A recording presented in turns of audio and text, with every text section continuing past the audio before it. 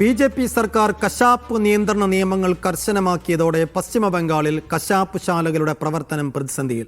നിയമപ്രകാരം 14 വയസ്സ് പിന്നിട്ട പശുക്കളെയും പോത്തുകളെയും മാത്രമേ കശാപ്പ് ചെയ്യാൻ അനുവദിക്കൂ.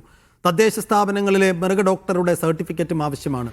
ബലിപെരുന്നാളിന് ദിവസങ്ങൾ മാത്രം ബാക്കി നിൽക്കെയാണ് നിയമം കർശനമാക്കിയത്. കൊൽക്കത്തയിൽ ബീഫ് വില 280 നിന്ന് 600 ഉയർന്നു. ഇതൻ സുമോദ് വിശദാംശങ്ങളുമായി. സുമോദ്, ഒടുക്കം പശ്ചിമ ബംഗാളും ബി.ജെ.പി. ഭരണത്തിന് കീഴിലാകുമ്പോൾ അതിനാദ്യത്തെ പ്രതിഫലനം ഏത് മേഖലയിലായിരിക്കുമെന്ന് കാത്തിരുന്നതായിരുന്നു. ഇപ്പോൾ ഒരു ബലിപെരുന്നാളിന് ദിവസങ്ങൾ മാത്രം ബാക്കി നിൽക്കെ കശാപ്പ് മേഖലയിൽ വലിയ നിയന്ത്രണങ്ങൾ വരുന്നു. അത് അവിടുത്തെ ജനങ്ങളെ ഏതൊക്കെ രീതിയിൽ ബുദ്ധിമുട്ടാക്കും? ഈ പുതിയ നിയന്ത്രണങ്ങൾ എങ്ങനെയാണ് നടപ്പിലാക്കാൻ പോകുന്നത്? ഈ ബലിപെരുന്നാളിന് ദിവസങ്ങൾ മാത്രം അവശേഷിക്കുമ്പോഴാണ് നിയമം കർശനമായി നടപ്പാക്കും എന്നുള്ളൊരു കാര്യം ഇപ്പോൾ വകുപ്പ് അറിയിച്ചിരിക്കുന്നത്.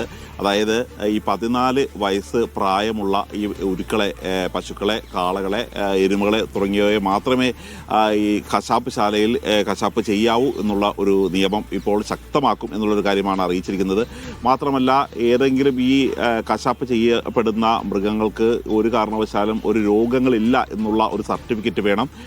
അതായത് ഈ നിയന്ത്രണം വളരെ ലാഘവത്തോടു കൂടിയാണ് ഇതുവരെ നടപ്പാക്കിയിരുന്നത്. അതുകൊണ്ട് വളരെ കർശനമായ രീതിയിലാണ് നടപ്പാക്കുന്നത് എന്ന് പറയുമ്പോഴും അവിടുത്തെ കാലിച്ചന്തകൾ പലതും കാലിയായിരിക്കുകയാണ് എന്നുള്ള വിവരം തന്നെയാണ് നമുക്ക് ബംഗാളിൽ നിന്ന് ലഭിക്കുന്നത്. മാത്രമല്ല, അവിടെ ബീഫിൻ്റെ വില കിലോയ്ക്ക് 280 എന്നുള്ളതിൽ നിന്നും 600 എന്ന നിലയിലേക്ക് ഉയരുകയാണ്.